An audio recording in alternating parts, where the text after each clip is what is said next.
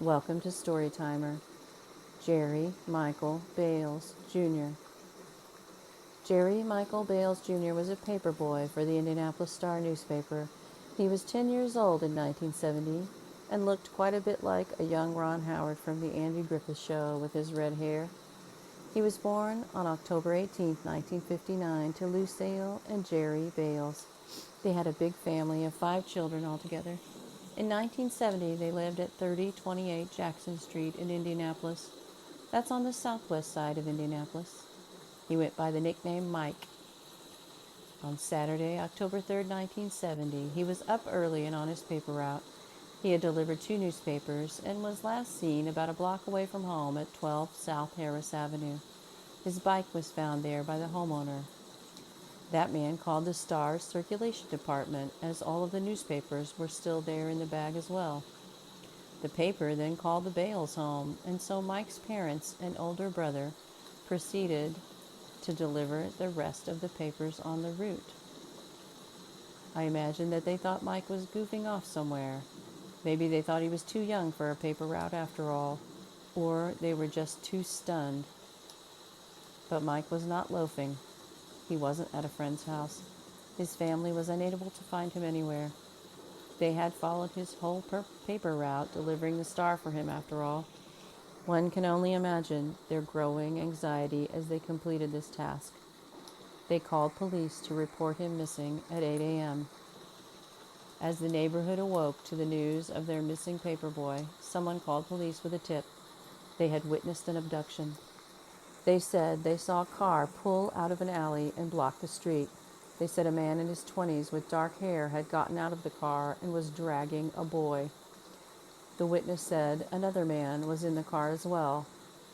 The witness said they objected to the car blocking the street and the way the boy was being roughly treated. The perpetrator said that this was his son who had run away and he was taking him back home. The car was described as a light blue, dusty green with fins and round tail lights. The license plate was recessed into the back bumper. The back window was trimmed in chrome. He thought it was a late 1950s Rambler or Dodge. He attempted to get the license plate number, but only got a partial. Mike was found that same day, about an hour's drive east of Indianapolis. He was in a roadside ditch on West County Road 550 South near Knightstown. He was nude except for his socks. He had died of multiple stab wounds, 1 stab wound in the back and several to the abdomen. He had bruises on his neck and his right arm. They said there were no signs of molestation, but also said that this was probably the motive. His clothes and shoes were never found. Mike wore black shoes, green pants, a yellow shirt with pink stripes, and a windbreaker jacket that day. His parents heard about the discovery of the body that evening on a radio broadcast.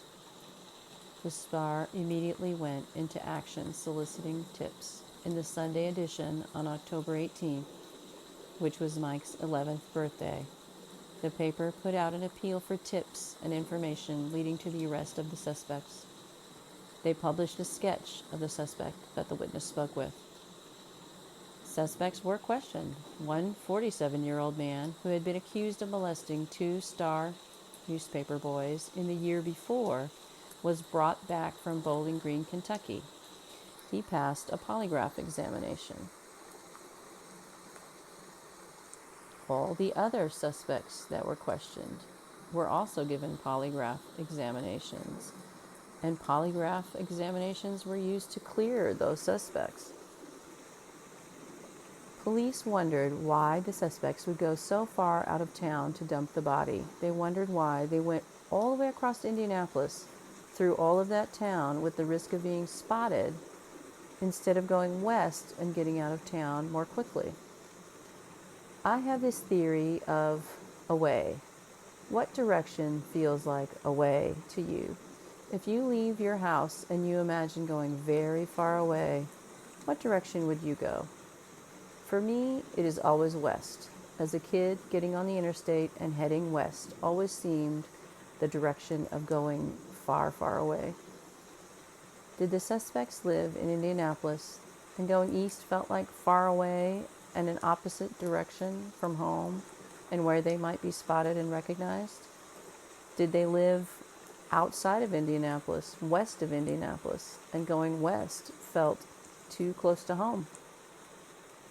One newspaper article suggested a link between this murder and the murder of Arletta Sue Remley on October 22, 1970 in Connorsville. Both victims suffered stab wounds. At least 2 people know what happened. But maybe others know too. Perhaps someone talked in the decades since Mike was killed. Perhaps someone out there kept a secret out of loyalty or out of fear. Maybe they no longer feel that fear or that loyalty.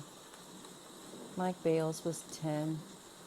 He was described as a nice boy and not a smart aleck by a neighborhood girl who went to school with him.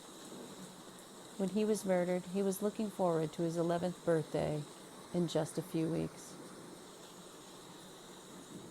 Rest in peace, Mike Bayles.